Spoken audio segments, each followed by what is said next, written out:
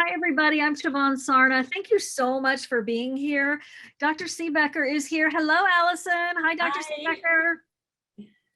This is a chance for us to ask Dr. Siebecker anything within reason. We're not asking you your personal life questions, Dr. Siebecker, except where have you been? And we will answer that. We will answer that. I can't wait. And it's really good news, but it's, one of those things that like short-term discomfort, long-term gain, because I'm just going to answer it for you. Dr. Siebecker has been what I call in the cabin. She doesn't really have a cabin, but I call it in the cabin when someone is in lockdown mode, the good kind, and they are writing a book. And that's exactly what Dr. Siebecker is doing. So she helped me with my book, Healing SIBO, Amazon, $17, best $17 you're going to spend on your SIBO treatments, trust me. And she is now going like super deep and super wide in writing a book about SIBO to help practitioners and patients. And I know it's going to be that ultimate textbook reference guide for anybody with SIBO and practitioners teaching people about SIBO going forward. So super exciting. And we have folks from all over Toronto, you name it. We are here and so glad. I'm not going to spend time saying hi to everyone, but know we see you and we're so glad and honored that you are here. A little bit about Dr. Allison Siebecker, who is our special doctor today and special guest and my main collaborator in all these SIBO SOS projects. She really is, when I say world renowned, truly world renowned.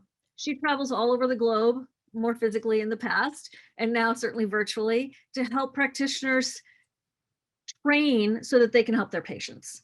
And we're talking about a SIBO specialist. And for any of you who have ever gone to a practitioner who is not a SIBO specialist, when you do get to a SIBO specialist, you're like, oh, gosh, that's different.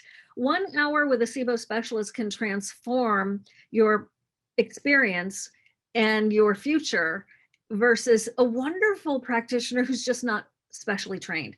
So today we do have questions to take. We also have a special going on for the courses that Dr. Siebecker created.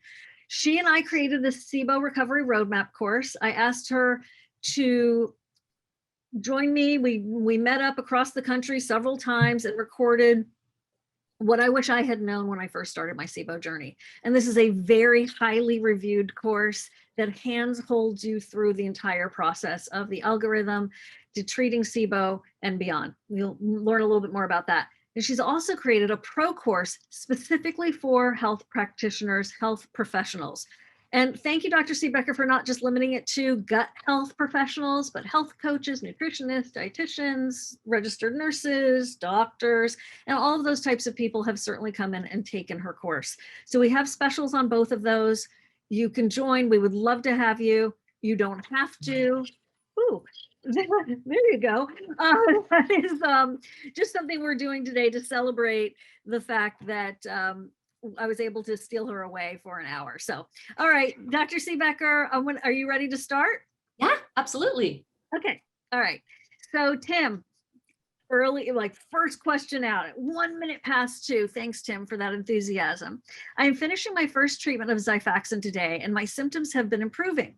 However, I still have a lot of distension when standing upright. I've been using Gas-X and activated charcoal to try to dissipate the gas inside my small intestine, but it doesn't seem to be making much of a difference.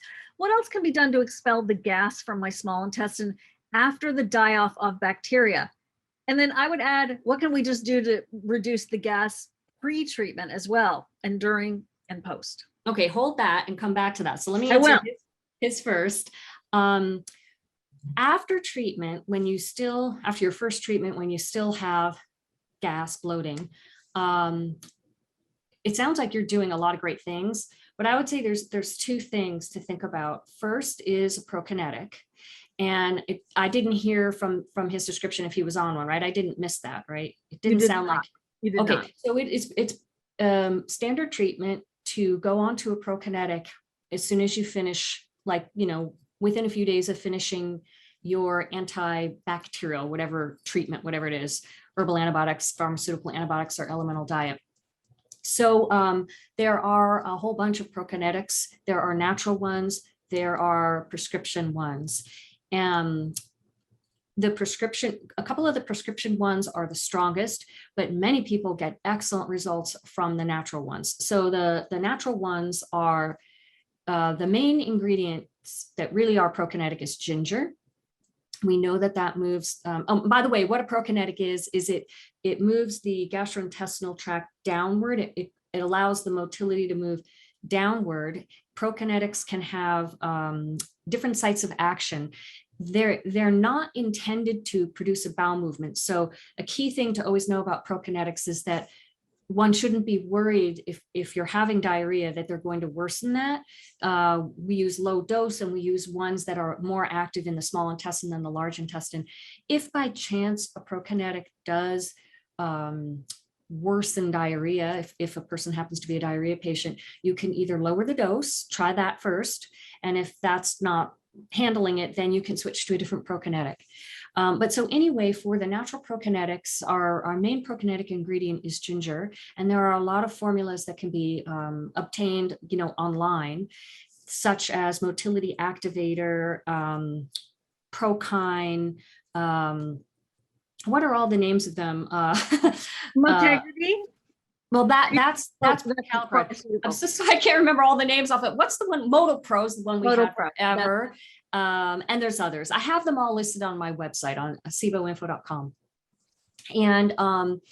And so those are the ones with ginger. Then there's Iberogast. Iberogast does not have ginger.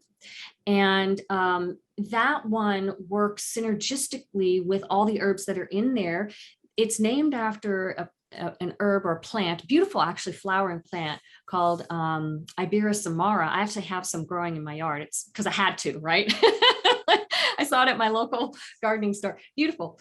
But it isn't that one plant is the prokinetic. It is truly, because they've done studies on this, and it didn't work alone. It's the synergistic effect, as we know from herbal medicine, of like the 7 ingredients that are in there. So then when you switch over to prescriptions, there's low-dose naltrexone. There's Motegrity. In the US, it's called, the drug name is Prucalopride, and it has different names in whatever country you're in, usually Resilor, Resitran, things like that. And then we have low-dose erythromycin. And so erythromycin is an antibiotic, a pharmaceutical antibiotic, but in low dose, it works as a prokinetic. So those are the options. And the 2 I was alluding to that are the strongest effect are the low-dose erythromycin and the Prucalopride. Now, the second thing to think about doing, because you still have gas when you're standing, is to find out if your SIBO is truly gone. I would assume it's not if you are still having symptoms, and that is typical. Typically, we need more than 1 round. And I think this was Tim, wasn't it? He said that this was his first round of rifaximin. So typically what we do is we will test again. We will do a retest and find out how much lower it is and decide what to do moving forward. Sometimes we don't test if somebody just truly can't afford it. And we might make an assumption that there is still SIBO there, and we will move forward with a second round of treatment. But there's a problem with doing this. The problem is, what if the SIBO actually is gone? And we would find this out from a retest. And that would mean that the symptoms are from something else, because the majority of people have more than one thing wrong with them in their digestion, and they have whatever it is that caused SIBO. They have that wrong with them, right? Which many of the things that cause SIBO can cause SIBO symptoms, even if they didn't cause SIBO. Just as a brief example, I know this may not apply to Tim, but endometriosis is a good example. That's when there's endometrial uterine tissue that's in other places of the body that it shouldn't be. That tissue can swell. That can cause pain. That can cause bloating. That can cause constipation. It can cause the symptoms of SIBO, even if it isn't causing SIBO, although endometriosis is a cause of SIBO. So those are the 2 things to summarize. Think about getting on a prokinetic, and think about finding out if you still have SIBO and if you need more treatment. So guys, we have an hour and there's no way we're going to get through all these questions. So what I want to do is actually, thank you, Allison, by the way. By the way, I answered that lengthily because I figured it would cover a whole boatload of other questions. That's what I was going to say. That's what I was going to say. Dr. Siebecker does that. So really listen, because some of the questions that were also asked were answered in that. So she's a beautiful teacher. You're a wonderful teacher. And so I just wanted to explain that. So it's easy to drift because your question isn't on board, but please know that each one is packed. Clarissa is with us. She's going to post the link for both the SIBO Pro Course and the SIBO Recovery Roadmap. The vast majority of the questions in the Q&A are indeed answered in the SIBO Recovery Roadmap. Don't worry, we're going to still answer your questions. I just want to point that out. If you're looking for someone to hold your hand through the protocol, then that is a great idea and will save you so much time, energy, and money. Now, Joyce has a question. I haven't seen any recommendations regarding length of time to be on an antibiotic. So that is a basic, Joyce, just so you know. It's in the course, it's in the book, it's on Dr. Siebecker's site, so just maybe haven't gotten there yet. Your doctor who actually treats for SIBO recommends a minimum of 1 month of vancomycin. Is that the right way to say it, Dr. Siebecker? Yes, you did great. Thank you for SIBO recommending minimum of 1 month on vancomycin along with SL number 3 probiotic, Fibercon and other fiber building up to 20 to 30 mg. Other reading, Korea 2015 Academy of Medical Science did a retrospective study, and the patients were either 4, 8, or 12 weeks on Xifaxan, and indicates that 2 weeks is often not long enough. Now, this is a huge question, but there's a lot of stuff to unpack there that I think everyone will benefit from. So that's why I just shot to that question, Dr. Siebecker. So can you repeat what she said about that study, that information from that study? That people, the study showed that people were on it for 4, 6, 8 weeks. And what was the name of the study? That it was Korean. Korean. I usually read almost everything, but I can't remember this. Korea 2015 Academy of Medical Science. Thank you. Did a retrospective study, and the patients were either 4, 8, or 12 weeks on Xifaxan, indicating that 12 weeks is often not long enough. So that's like a weird premise, right? That's like, well, I can answer this. Yes, I know you can. Thank you. Okay. So, so in the US and in Europe, most of the trials are done on 2 weeks. They're 7 to 10 days. Then eventually they went to 14 days, which I'm glad. I think 14 days is needed. However, as I mentioned, and this is for pharmaceutical antibiotics. 1 second here. I don't want to forget this point, so I'm jotting it down. However, what we found is, as I mentioned just earlier, that 1 round of whatever kind of killing treatment you're doing, pharmaceutical or herbal antibiotics or elemental diet, those are our 3 antibacterial style treatments. When you do 1 round, and by the way, 1 round is typically 2 weeks for pharmaceutical antibiotics or elemental diet, 4 weeks for herbal antibiotics. The 1 round doesn't take care of it in the majority of people, and we need more than 1 round. So therefore, it makes complete sense that what we would do is try to go longer, right? Okay, well, if we're going to need longer, then let's just go longer.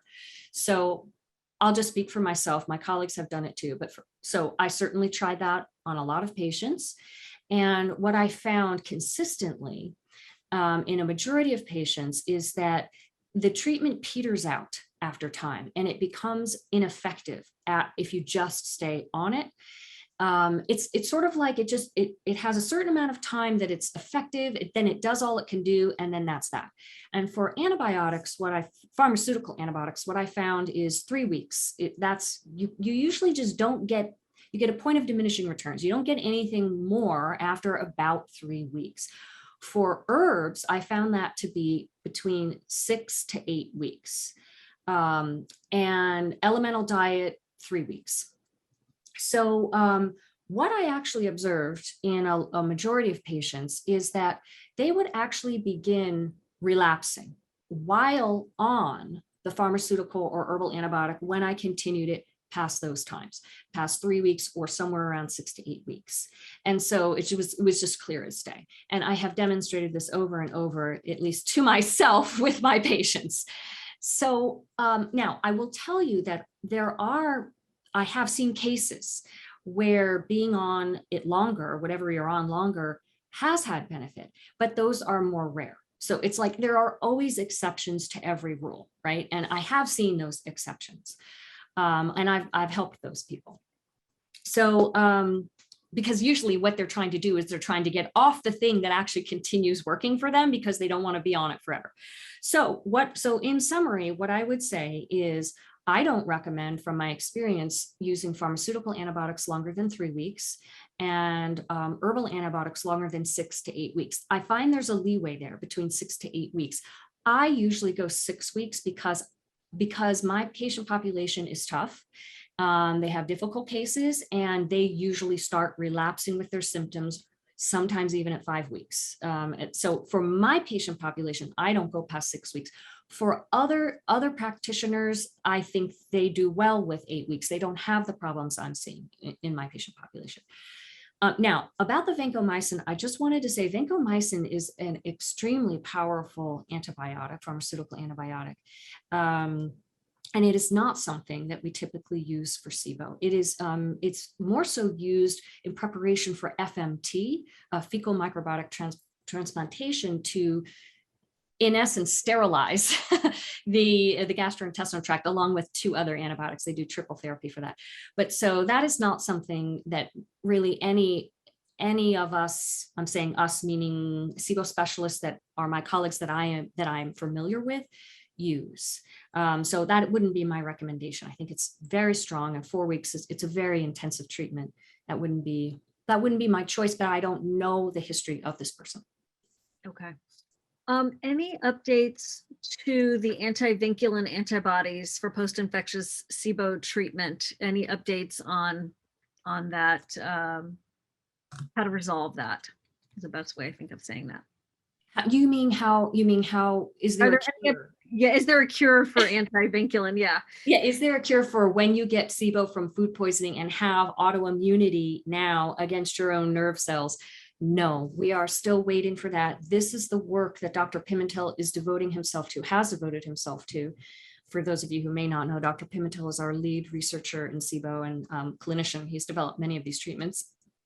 And he just devotes his entire life really to research.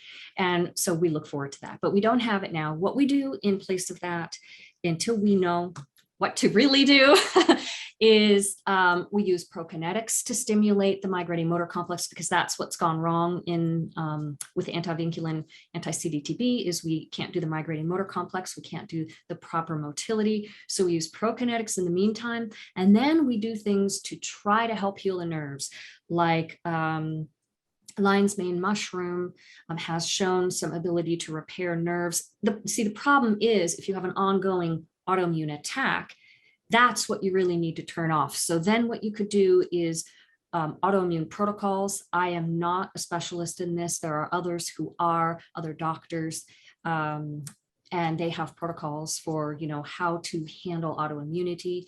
I know they include things like vitamin D and turmeric and many, many other things. And then other things we can do is I created a whole conference called the Next Steps for Treating Tough SIBO, and included about half of the classes were about how to help basically improve motility or treat motility without swallowing a pill. I think there's only 2 classes where there's pills you would swallow, and those are like probiotics and prebiotics or something, where we discuss those. So it's all these alternative treatments for basically how to stimulate nerves, the vagus nerve, motility. So you could take a look at that. And Shivan, do you have any information of how they can connect to that? Hold on. I'm sorry. I didn't hear that exactly because I was typing. Oh, I was talking about the next steps. Oh, yeah. So we do have some other conferences coming up, guys, including that Next Steps. You can go to SIBOSOS.com under courses, and you'll see everything that Dr. Siebecker and I have done over the past 5 years now. So there's first steps in treating SIBO, and then steps for treating tough SIBO. I just wanted to say, I don't often see when questions pop up, but I saw someone ask what doctors focus on autoimmunity. And I have to say, I'm out of the loop, but from a long time ago, the doctors I knew were like Dr. Karazian, and I think Dr. O'Brien, because Dr. Tom O'Brien focuses on celiac, which is autoimmune, so he may know of some. And I think there's the people who focus on autoimmune paleo diets may also be. Do you know, Shivan, who focuses on autoimmunity? Autoimmune, Dr. Christine Schaffner at in Portland, not Portland, in Seattle. She's amazing. She has her own healing center now, and it's Eminence Health. It starts with an I, Eminence Health. I want to show everybody. So I want to show everybody the SIBO Recovery Roadmap program, because we can only do an hour here, and there is $100 off right now. So here's the course. This is the course that's for patients. Mm-hmm. These take you through everything. It is like, here you go. When you suspect SIBO, now chances are you're here because you know you have SIBO. There's your SIBO breath testing masterclass Q&A. I'm just randomly popping around in here. This is antibiotics, which works best. Now that's only 2 minutes, but don't worry, she goes in depth into each one of these topics. So how does the SIBO diet help? So that actually leads me to a question from, I don't see her name right this second, but Dr. Siebecker, are there any new updates on diet for IMO? No new updates on diet. I was just listening to Dr. Pimentel talk on an interview last night, and he was saying he imagines there will be specific dietary recommendations in the future for methane. Methane is IMO. For anyone who hasn't heard that, methane SIBO has been suggested to be renamed intestinal methanogen overgrowth, or IMO or EMO. So in the future, maybe for that and for hydrogen sulfide, but as of yet, no specifics. Okay. I mean, for hydrogen sulfide, just clarifying, we do know that a person can go on a low sulfur diet. I have links to those on my website, siboinfo.com. I have found that helps some patients. For some patients, it's essential, and for other patients, it's really not a help. And so the thing I want to clarify here is, if a low sulfur diet, because you're adding such another layer of restriction onto already a restricted diet for SIBO, if that is not noticeably helping you, then don't follow it.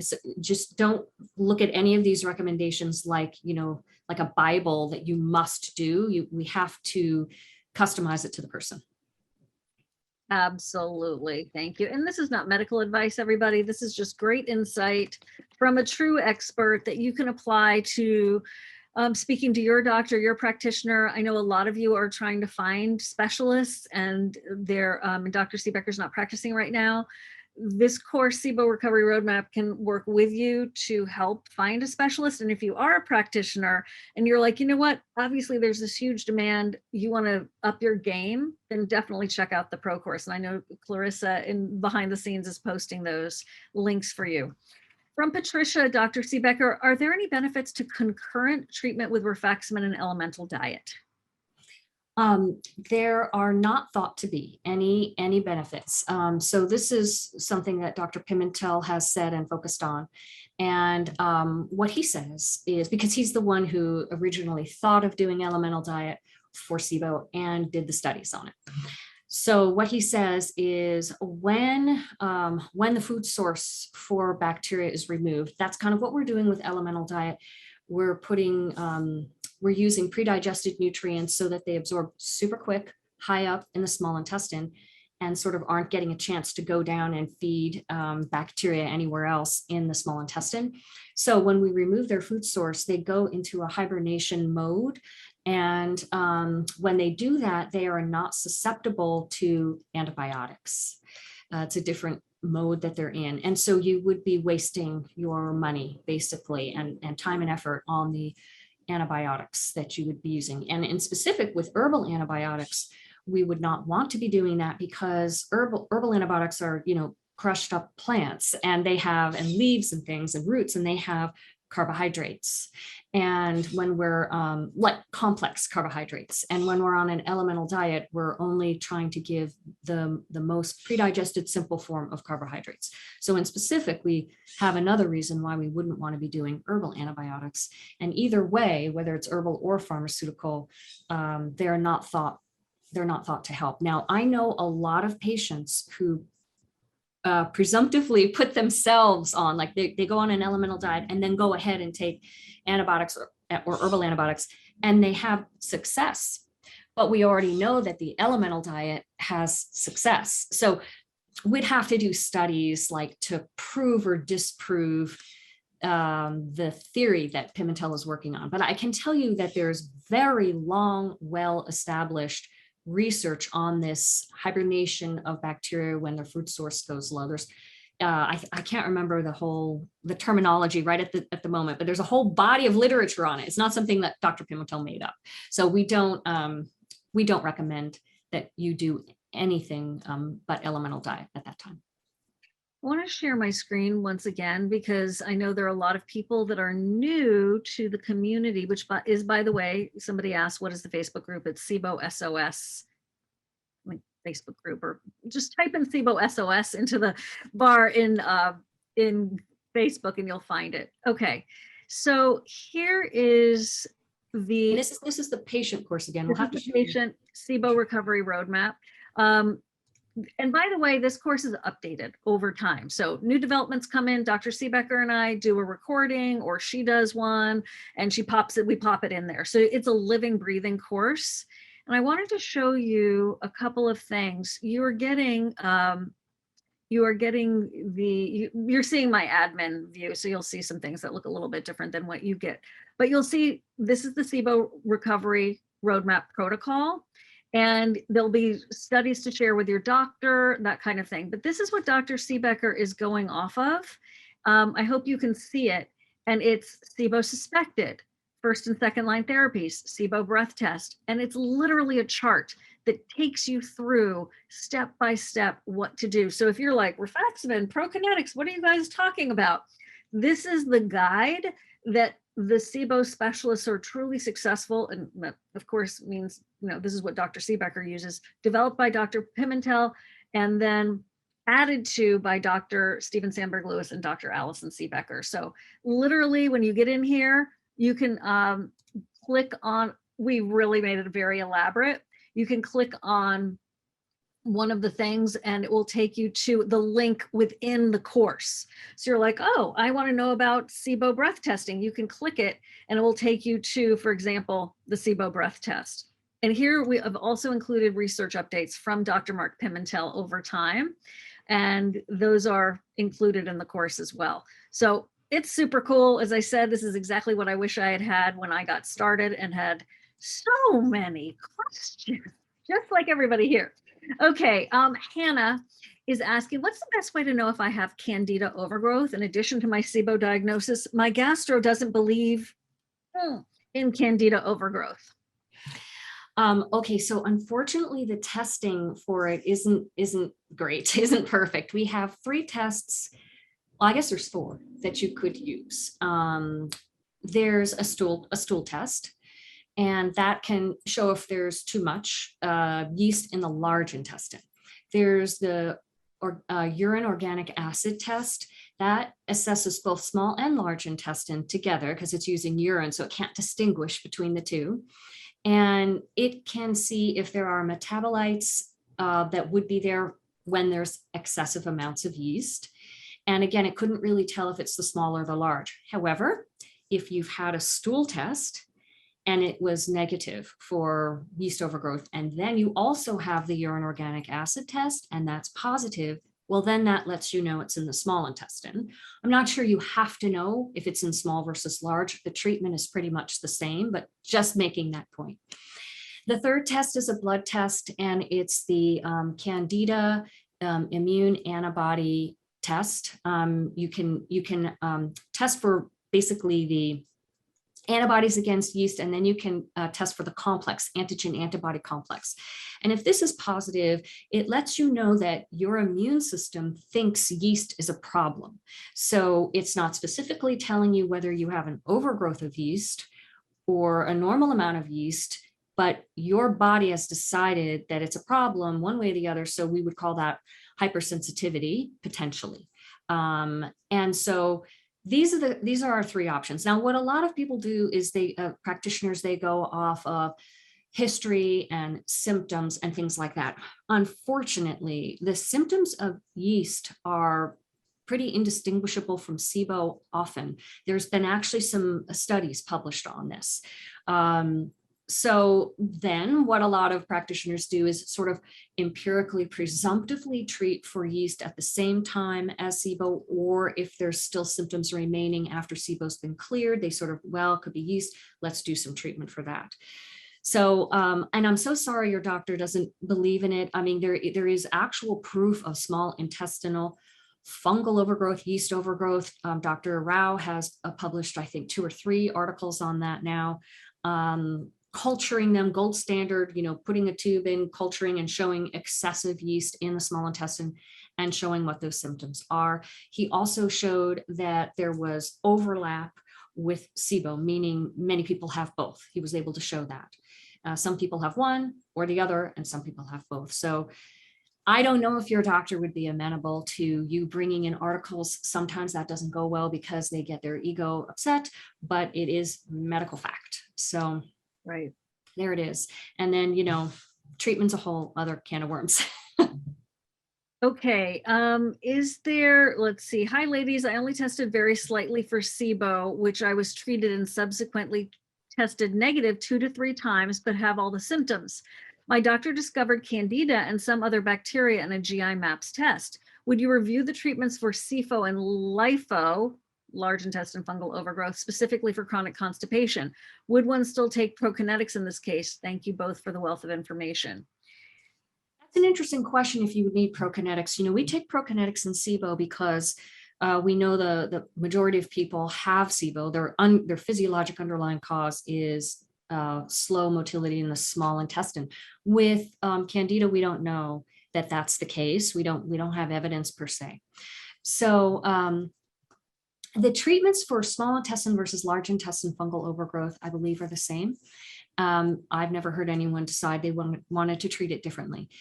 You can use herbal options, you can use pharmaceutical options. For pharmaceutical, the standard is diflucan, or fluconazole is what it's sold as in the United States, diflucan, and nystatin. Nystatin is a lot of people's first option because it's very, very safe and it stays in the intestines and doesn't affect other parts of the body.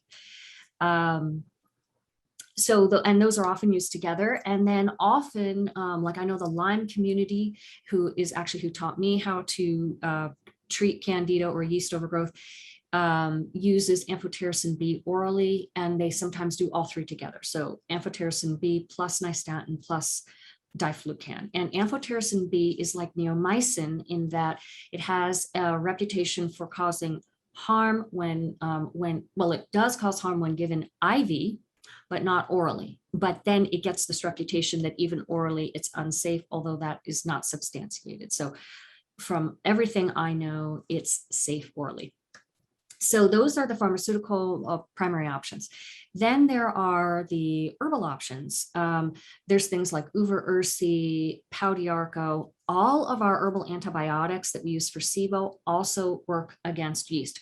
Oregano, berberine, garlic, or allicin, really the main component in garlic, allicin.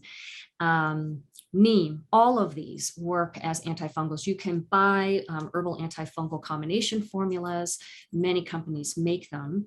Other things that help are things like silver and things like that. Now, when someone has mold exposure, they usually have colonization of overgrowth of yeast in the GI tract and also usually the sinuses.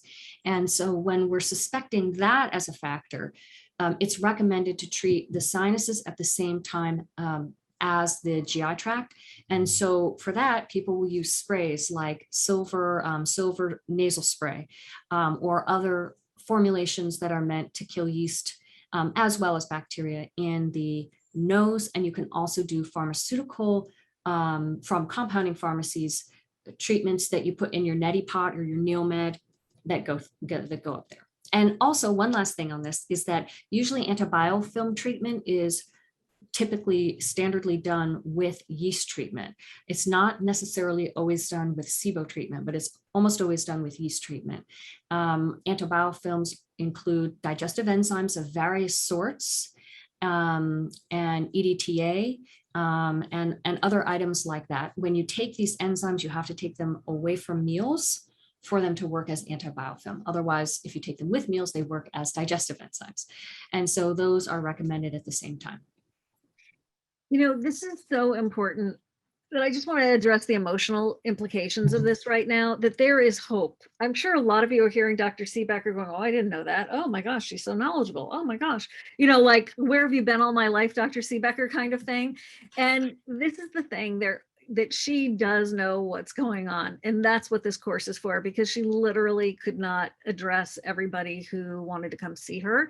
And of course, doctors, you need to get properly trained. Exactly. So what I want to do is, in a minute, I'm going to pull up the pro course, and it is just for professionals. I tend to be like, oh, I'm a savvy patient, I want the pro course, right? No, you don't. I know that sounds crazy, because you're like, how could I know? No, you don't. It's more expensive, and there's a reason why. It is literally the most granular, beautiful textbook in the living being that Dr. Siebecker has created. It's intense. I know we have some people here who have taken the class and have been commenting on that, so thank you for that. But this is really important. You can do a lot of this yourself with a practitioner, with guidance, but also you need to sometimes educate the GI doctor who you currently have. So I just wanted to share one more thing with you. Share screen, here we go. When you do decide to get the course, there are transcripts that you get. You can download the transcripts, the videos. There's a whole section on what the underlying causes are for SIBO. So someone was just asking if a tortuous colon could be an underlying cause. Dr. Siebecker taught me. Go ahead. Well, tortuous colon is usually a synonym for redundant colon. Redundant colon, it really means that you have an extra long, large intestine. Typically, that is because there has been constipation and chronic constipation. That's usually the reason for it. And all that extra stool that has sat there has stretched out the large intestine. And so in general, we find it to be actually a result of SIBO constipation type, or we could say EMO, rather than a cause. Now, where I could theoretically imagine it could be a cause is, because I always like to theorize, is what if there was some other reason that a person had an extra long colon that I don't know about? Maybe they were just genetically born with it. Maybe they have Ehlers-Danlos or something. I'm not sure.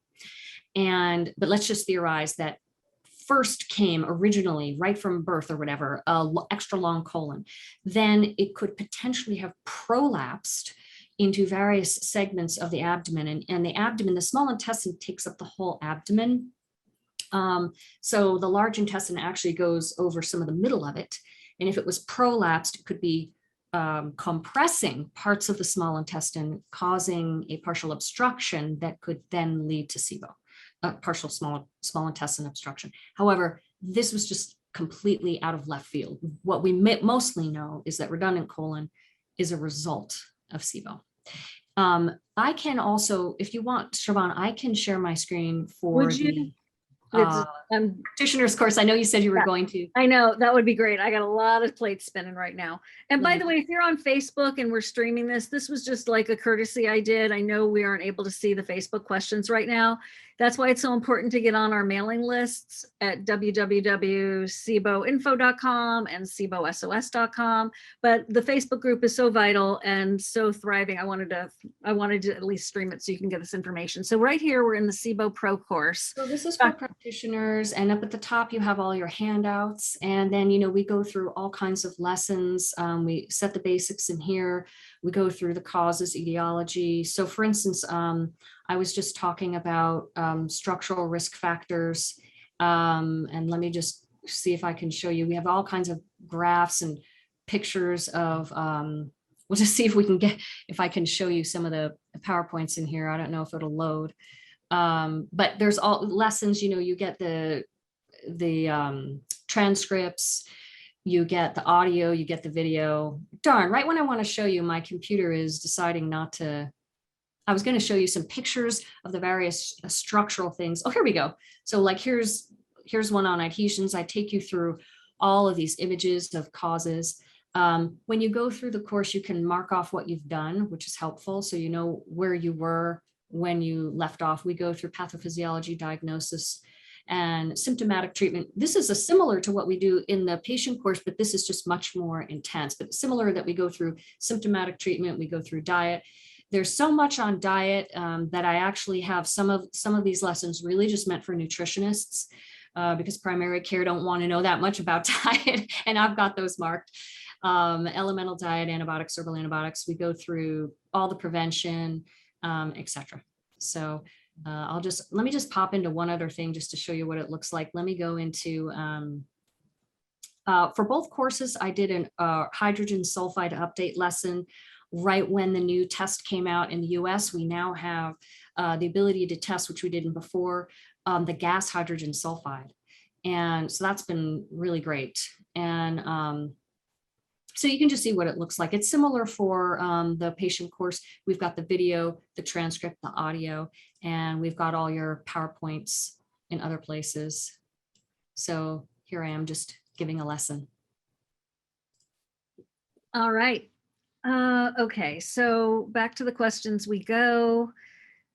By the way, the price for the patient course is going up in November. So if you've ever thought about this and you wanted to do it, now is the time, especially because it's on the super discount. Okay, how long can you take a Prokinetic after you test negative for SIBO? Right, so we use it once you've cleared your SIBO to keep you in remission and prevent it from coming back. What we typically do is we say to stay on it about 3-ish months and then see if you relapse or not, because in studies, the most common time for a relapse was at about 2.5 to 3 months. And so that's, with successful, once you're done with all your treatment courses and it's gone, right? And you have a negative test. So if you take a Prokinetic till 3 months, you kind of just get past that hump and we can just see, is that helping? What's happening? So some people, about 1/3 of patients are not going to have relapsing chronic SIBO, which is so phenomenal. Unfortunately, the majority, 2/3, do tend to relapse. And so there'll be a certain amount of time where the SIBO's gone, but it will come back. It's different for every person. And the reason for this, by the way, is because usually there's an underlying cause that is still there, still continuing to cause the SIBO, which is why we spend so much time on underlying cause in both of the courses to make sure you can get to the root of what's going on. So anyway, if you haven't relapsed at that point, you can come off the Prokinetic if you want. Some people want to come off of it. The only risk would be, what if you relapse? And if you did, you could start the Prokinetic again right away. If you're paying real close attention and you can tell you're relapsing, you can get on the Prokinetic, that might handle it, come back on if you relapsed. Or you might have to do another round of treatment. Usually you don't need as many, and then get back on the Prokinetic. Some people don't ever want to come off the Prokinetic. They're like, I never want to have that again. Keep me on this Prokinetic. And so in those cases, you can stay on Prokinetics indefinitely. I've had patients on Prokinetics for years and years and years. Actually, all of them I've had patients on for years and years and years.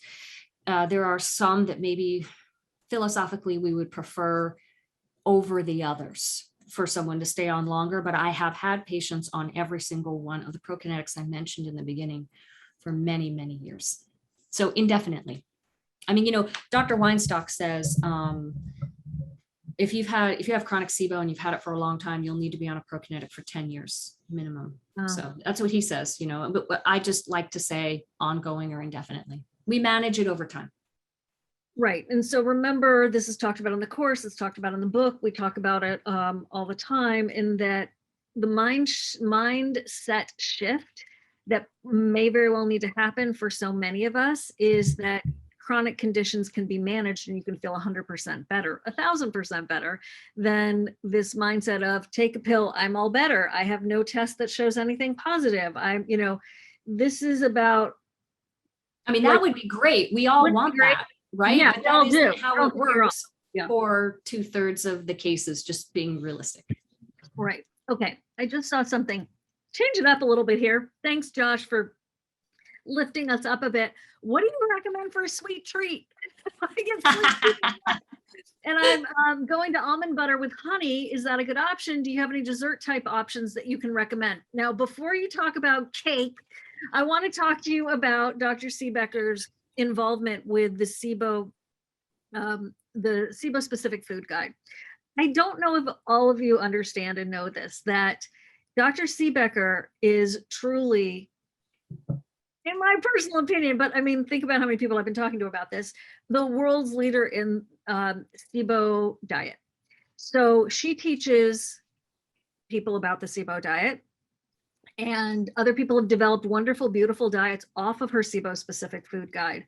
So there is a massive class, a 5-hour diet masterclass in the SIBO Recovery Roadmap course. This was in the beginning. And as I mentioned, there's so many classes on diet in the Pro course that some of them I've specified, you don't need to listen to this unless you're a nutritionist. Right. So let's talk cake. There is the recipe of what she's going to hopefully talk about on SIBO SOS in the blogs, SIBOSOS.com in the blogs. But Dr. Siebecker, what do you do for a sweet treat? Well, almond butter and honey is great. But what so many people do is they use flours, if you can find a flour that is acceptable to you. So many people use almond flour. Of course, that's kind of like your classic from the SCD diet, from the specific carbohydrate diet. And that makes for excellent baked goods. Other people find they can tolerate coconut flour, also makes for excellent baked goods. Coconut flour has more fiber than almond flour, but some people do well with it. Some people don't because of that fiber. Then there are flours like rice flour and things like that, like white rice flour that doesn't have a lot of fiber, but then it's going to have starch. And usually when you're doing that kind of baking with gluten-free flours like rice flour, or let's say millet flour or something like that, sorghum flour, there's often starch added in to help it bind better. So are you a person that can handle starch? Because some people can. And when it's in a flour, that's resistant starch, which is fiber. So can you handle that or can you not? Some people can, some people can't. So if you can find a flour that you can tolerate, well, then you can make, muffins and cookies and cake and things like that. And you can use honey or whatever sweetener you find you tolerate. Some people tolerate maple syrup and things like that. Also, you can, if you tolerate maple syrup, there's maple sugar, which is, like powder, like crystallized. It's like white sugar, except it's maple sugar. So that helps in recipes where you don't have to now convert to a liquid sweetener. Now, something else is, unless you have yeast overgrowth, people can handle, typically can handle white sugar who have SIBO, unless you have yeast. Yeast will, any kind of sweetener will probably bother yeast. But in terms of digestibility, it's not very fermentable, table sugar. So you can use that. Now, if you are not allergic to dairy, which many people who have SIBO are not, there are lactose-free ice creams actually available. So you could have lactose-free ice cream. And something else you could try is you could try taking lactase enzyme pills and then having regular ice cream. Many people find good success with that. Now, here I am saying all this. Please don't think I'm telling you that white sugar and ice cream is healthy for you. I'm a naturopathic doctor. I have to say, I don't recommend eating sugar and sweets and all these things, like, as a matter of what's healthy. But we all like treats. So so there's various things you can try. Now, all the SIBO recipe books, including Shivan, half her book is recipes. They all have desserts and sweets in there that are going to be using various aspects of what I just said. They might use coconut flour, they might use almond flour, some use rice flour. Some of them have sorbet recipes where you're not doing dairy, or lots of them use coconut milk. Now, coconut milk bothers some people with SIBO, and then it doesn't bother others. So again, it's a matter of you finding what you tolerate and working it from there. And I do have a little handout of some cake recipes that I like that Shivan can share with you. You can post it, and I don't know where we'll post it. Maybe Clarissa, can you grab the cake blog post and throw it into chat when you get a second, please? But those are using I think it's called Better Batter Flour. It's like a gluten-free flour mix that does have resistant starch and starch. So you have to make sure you handle that. I can sometimes handle that and sometimes I can't. And for those of you who may not know, I've had SIBO forever, but I'm very well controlled. Yes, and you look amazing and you're healthy and happy. So for example, in my book, I talk about this, and this is right on your point, Dr. Siebecker. So I can't drink all of this carrot, lime, celery, or tangerine juice. Like, I want to because it's super yummy, but it's about portion control. That's what the point I wanted to make. A lot of it is about portion control. So when you have that when you bake that cake, for me in the past, I wanted to eat the whole cake because I'm like, yeah. And then I'm like, oh, but now I have symptoms. And so what gives?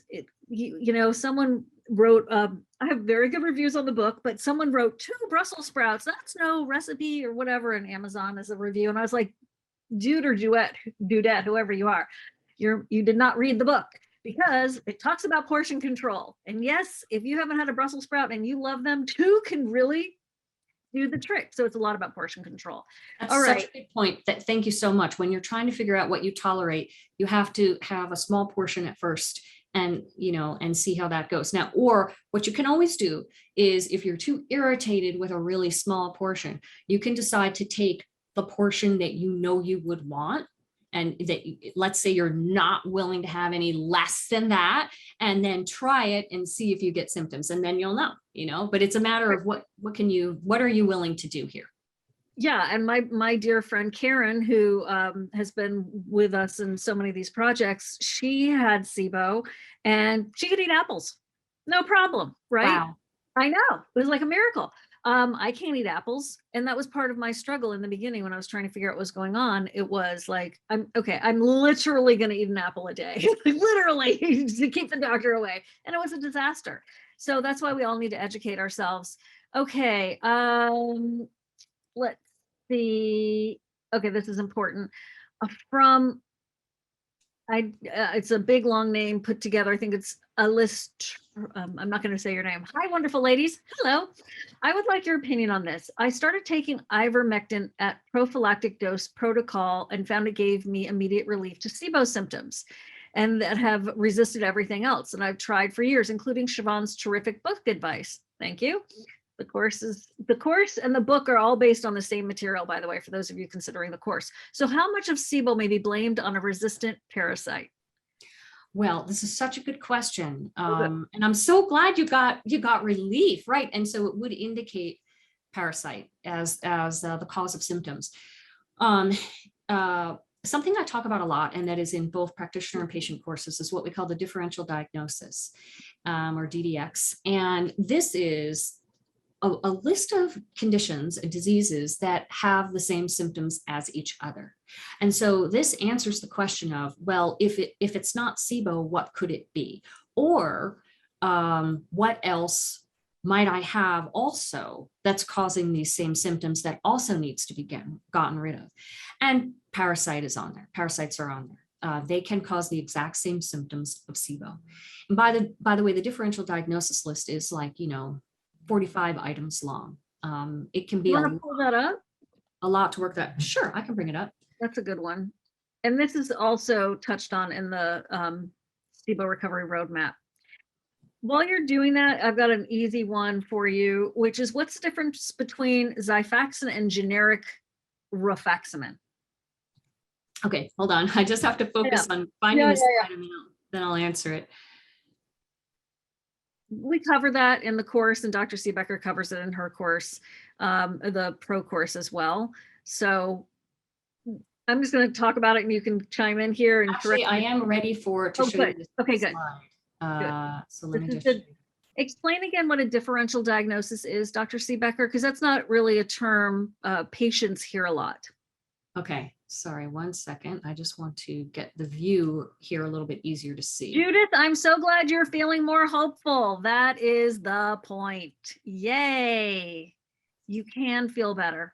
You really, really, truly can. Okay, I'm going to share my screen. 1 second. Okay, so here we have, oops, there we go. This is a list of differential diagnosis. I go over this extensively in both of the courses. I don't want to take the time to go do a whole lecture on this, but you can just look at all these things. So parasites are number 3.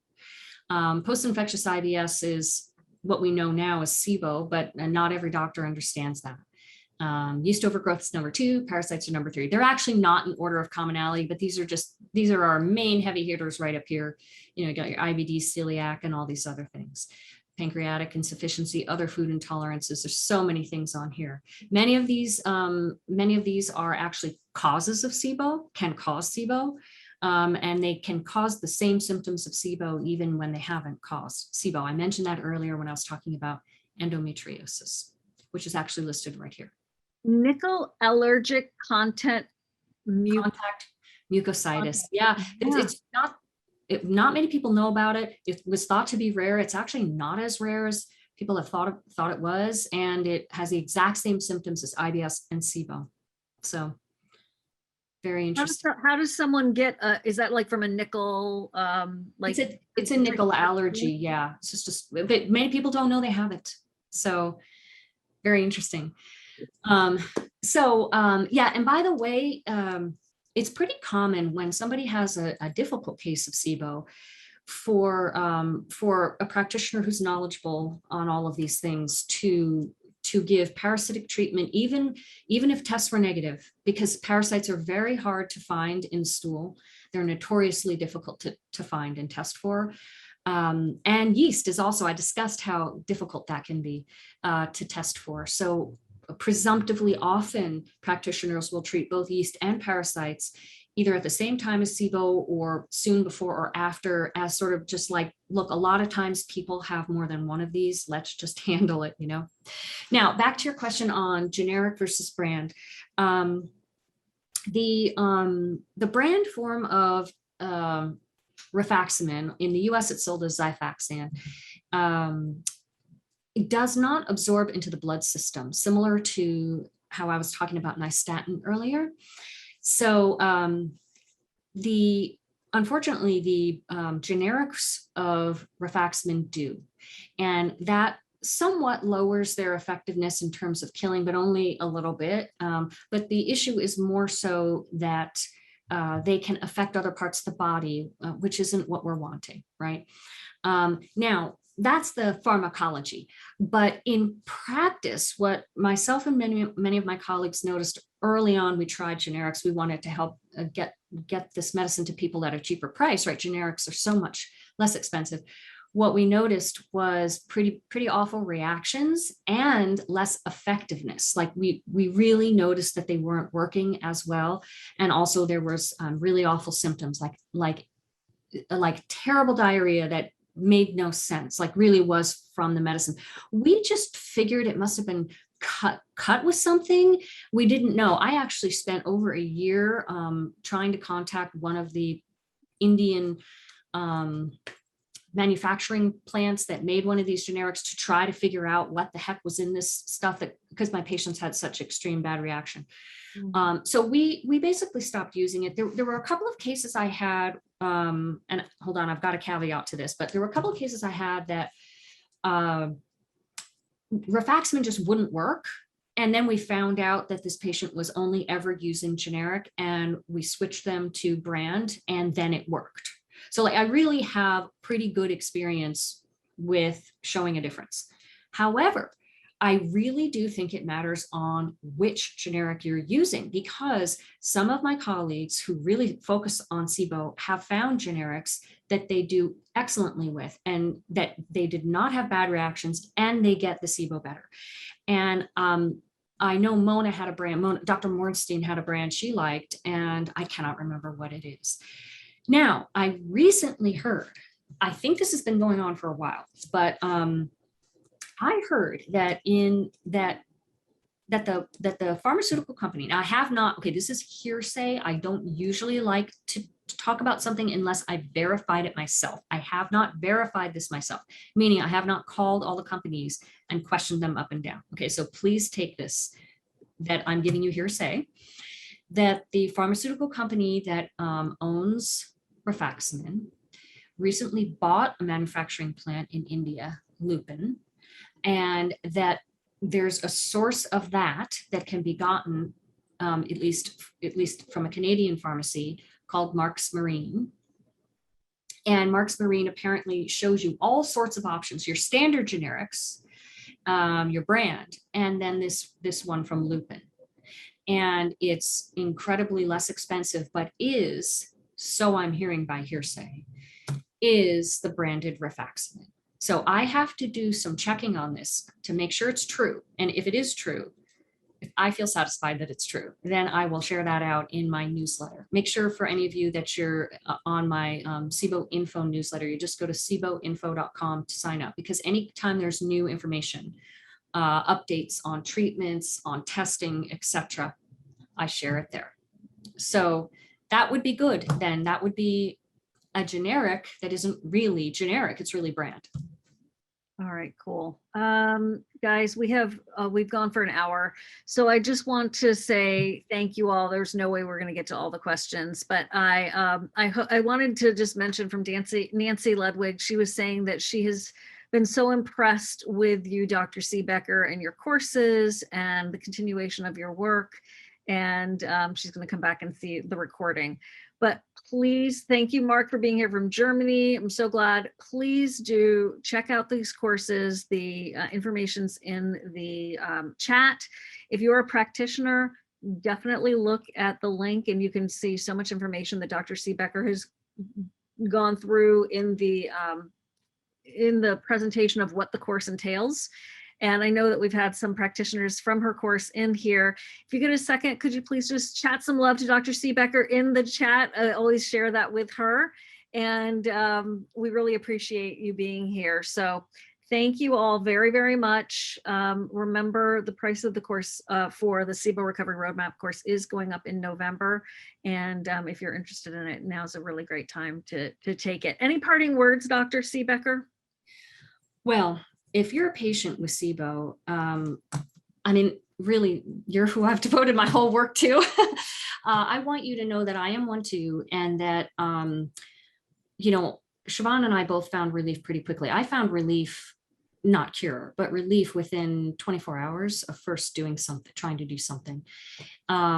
So I guess I just want you to know there is absolutely hope, that you don't have to feel the suffering feeling. I've been through all of it. I know how horrible it is. I know all the awfulness that keeps you up at night. So you really can feel better. And if just treating SIBO doesn't make you feel better, there's steps beyond that. There's more to investigate. And I guess I would just say, don't give up, and keep searching for a practitioner who you feel a good connection with, who will go the distance with you. Educating yourself is a phenomenal thing to do. If you're a practitioner, many like me, I'm a practitioner and I have SIBO. Same goes for you. And if you're a practitioner who's treating these cases, you know, some of these cases are easy and some are hard, I know. So there's help for you as a practitioner.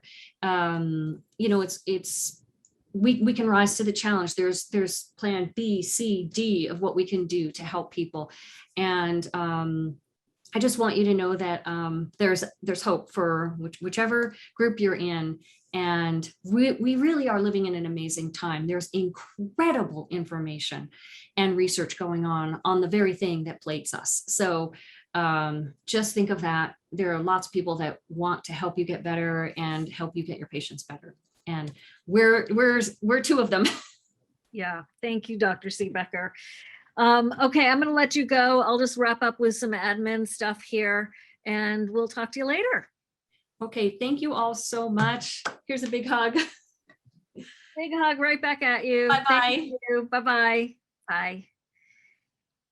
Kelly, I see your question about the pro course. Go ahead and email info@SIBOSOS.com and Clarissa can answer that for you. And guys, hi, Teresa. Hi, Lizbeth. FODMAP enzymes with Microbiome Labs. I've been hearing great things about them. I really like them personally. So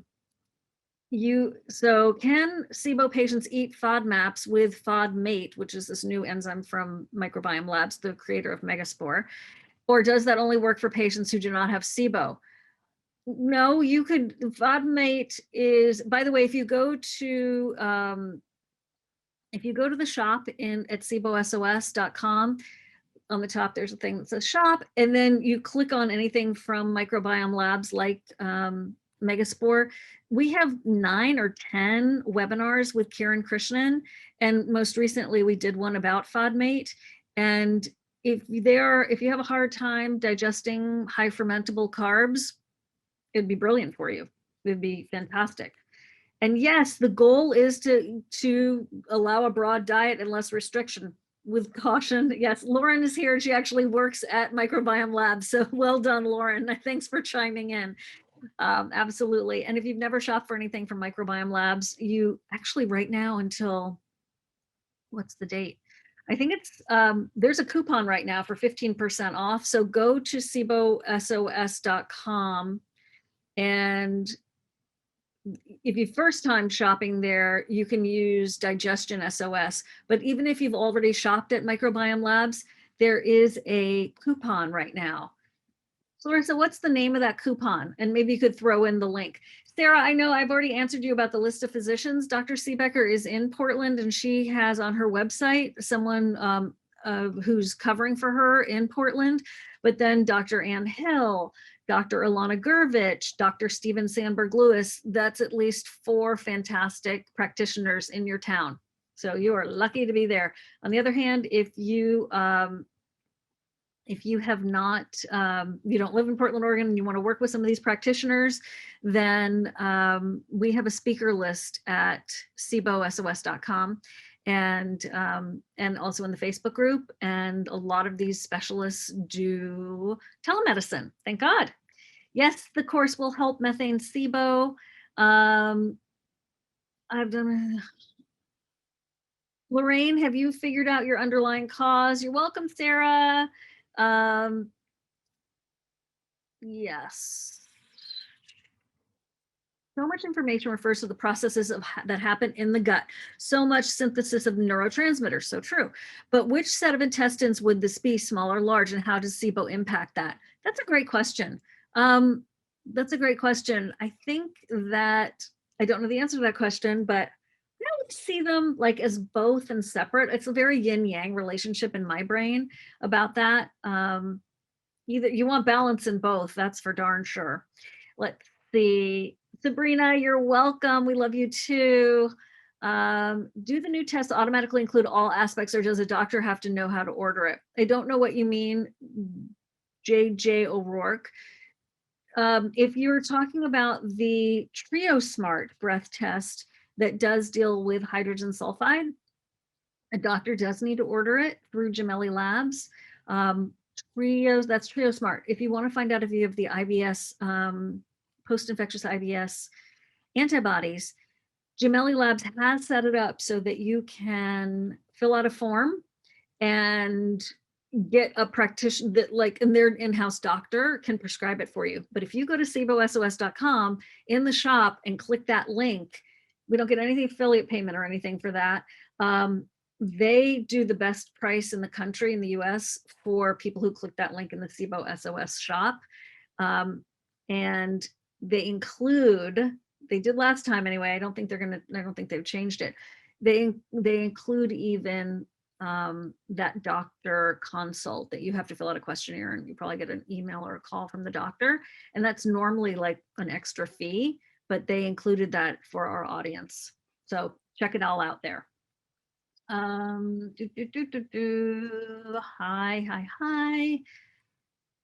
Oh, okay. So also in the course, we do talk to you about the coupon through Salix for rifaximin.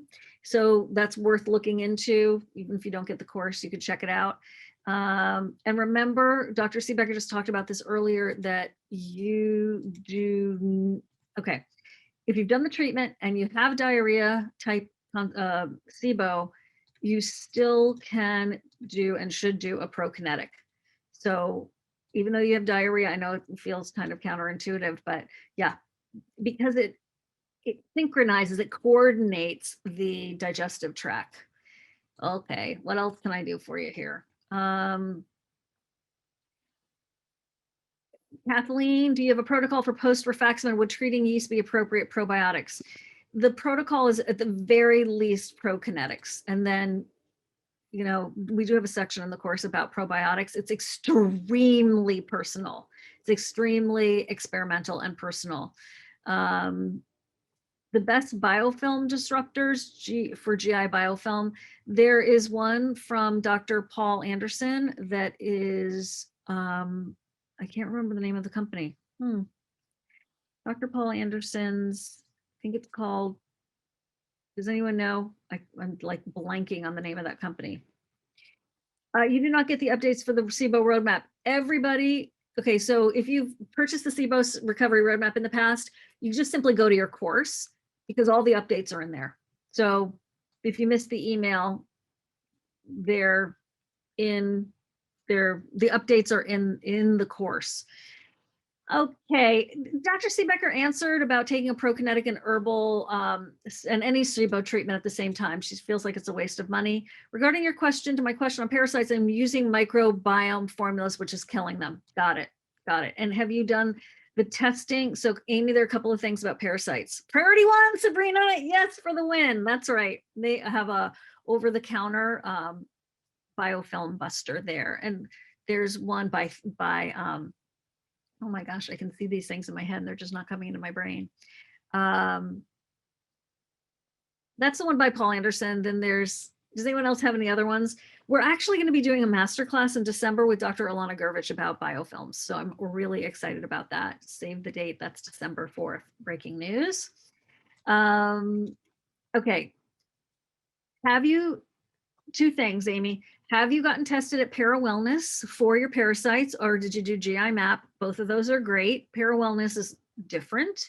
I have had stool tests done and they didn't find anything. I had my ParaWellness test. You can just go Google ParaWellness, and they found things that no one else found. It's a very different setup over there with a parasitologist that used to was in the military. But people also love GI map. And you know, there's a parasite summit going on right now. Clarissa, do you have the ability to post the parasite summit link? I'm sorry, Clarissa, in the background. Thank you. I was a speaker in that and it's really good. Oh my gosh, it's just packed with so much information. Hi, I can't take natural antibiotics and drink the elemental diet one a day at night. Would that be effective? Well, it would be, Anna, but you know, remember, you're still feeding the bacteria if you're doing anything other than the elemental diet. But a lot of people do the elemental and the semi-elemental diet as like a break for their gut and as a meal substitute. So just be sure to sip it, don't gulp it, because that is really, can be really tough on the old blood sugar. Okay.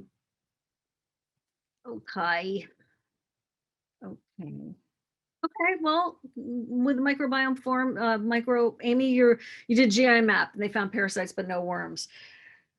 Well, and then with the microbe formulas, you cleared them. That's awesome. That's huge progress. You just gotta make sure you're getting that microbiome back in shape, because it's it really can devastate it, but you also want to get rid of the worms. I'm not a doctor. I'm just saying things that I would want to do for me. Let's see.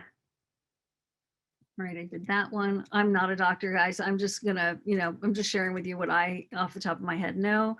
And there, Valerie, do you see connections between EBV and SIBO and IMO? So I did Karen, hi, Karen. I did a interview with Dr. Kasia Kynes, who is an EBV specialist. You can find her online. She's brilliant. She wrote the book on EBV. I think she feels like there could be, she said a lot of her EBV patients have SIBO. So I do think she feels like it's a relationship. So she does see connections. Sarah, how to treat IMO. It's in the book. It's on Dr. Siebecker's site. It's in the course. You've gotten names of specialists in your area. I think you're in pretty good shape with what to do next. Patricia, so any difference between full elemental versus partial using whey protein elementals in terms of efficacy? So just a reminder, protein powder is not the elemental diet. Now, if you're talking about like Dr. Michael Ruscio's Elemental Heal, he has pure elemental diet and he has partial elemental diets. And he's had really good success with both. So check it out, experiment with it if that's the route you want to go. And then maybe you're doing it just like for one meal a day, or you're going to do like the 14 to 17 days. Just be sure to get tested afterwards. And also with Aerodiagnostics labs, if you tell them that you're doing the elemental diet and you want to have a test done so you can find out if you need to keep going, then they will, you have to ask, but if they can, they will do a rush on your test so that they can let you know if you need to keep going. So ask them about that.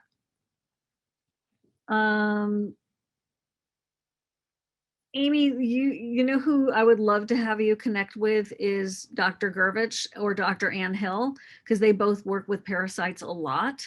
And Dr. Gervich feels like if you don't deal with the parasites, the SIBO won't be addressed. So there are a lot of parasite treatments, not just the wonderful formulations from Micro Formulas.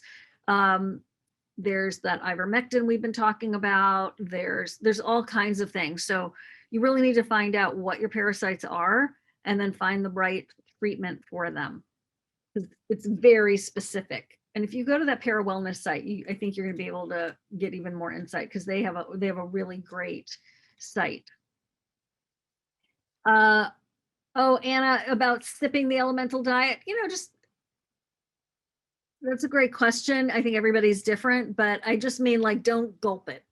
Don't like do that, however many ounces like in one sitting, like for 20, 30 minutes or throughout the day. But it depends on your own personal blood sugar situation. Just for me, it crashed me because it tasted so good and I was so relieved that I was getting an elemental diet that tasted good. Okay. Janet, can you please share how to manage SIBO if it's caused by the ileocecal valve issues because of an appendectomy? As a child, it's been an issue for me for many years. Thank you so much. Janet, I don't know if you're still here or not, but Dr. Shivan Sarna Lewis has, well, you don't have an ileocecal valve caused by ileocecal valve issues. So you do still have an ileocecal valve. Are you massaging it? Do you can go online and look at ileocecal valve massage and try to find the YouTube video with Dr. Shivan Sarna Lewis because he shows you how to massage it to sort of be able to manipulate it and control it. And also, do you have adhesions? So if you've had an appendectomy, chances are you have adhesions, which are those internal scars that are holding us together, but then can also pull tissue. Someone asked about how does the endometriosis impact SIBO? It's tissue that can get pulled from scars and that endometriosis tissue. Therefore, the small intestine can get almost like out of placement because it's like pulled. And so even if you have a good migrating motor complex, it can not necessarily work as effectively because the physicality of the organs are moved. So adhesions, which we talk about in the courses, are definitely, if you've had surgery, if you've been injured in the belly area, they're definitely an underlying cause of SIBO. And there are things you can do for that. And you can check out Clear Passages online. There's neural therapy. So my chiropractor has been able to adjust early. So yeah, yes, you're right. Not all chiropractors know how to do it. It's definitely an old school technique. So good. So a couple of announcements that I'll make and then I'll wrap up. Actually, I'm just going to say thank you all for being here. I'm going to stop the recording. I really appreciate you. I hope you join us for these courses. They are fantastic. They are the lifeblood of SIBO Info and SIBO SOS, and they really do help people move forward. And I so appreciate all of you who've written us and given us emails and Facebook messages about how the courses have helped. So thank you so much.